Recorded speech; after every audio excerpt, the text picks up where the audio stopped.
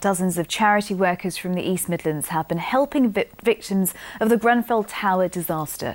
The Red Cross has sent volunteers who are trained to deal with floods and house fires here.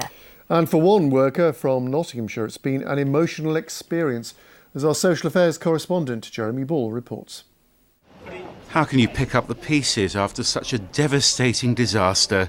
At least 80 people died in Grenfell Tower, and hundreds of survivors were left homeless and traumatised.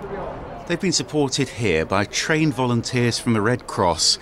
Ruth Salter's part of an emergency response team that usually covers Derbyshire and Nottinghamshire. You've got people that have lost everything. Some people are angry, some people are very sad.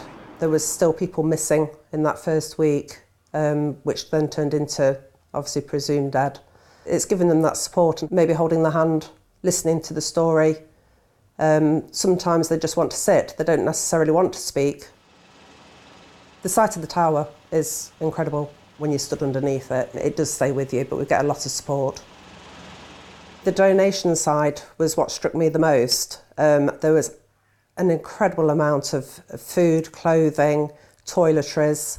Seeing that community spirit very, very soon after the fire was incredible. Now Ruth's back home in Nottinghamshire, but 2 months after the Grenfell fire, the Red Cross is still doing support work and she wants to volunteer there again. I'd like to think I've made a huge difference to the people that I met. They would give you the full story of their interpretation of what happened, and sometimes it really was quite harrowing.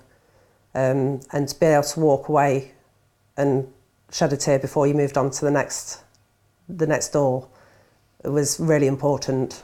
You see the wall and just people actually going up to a complete stranger and putting their arm around them. It really just put your faith back in humanity, that people do care. Just seeing that was incredible.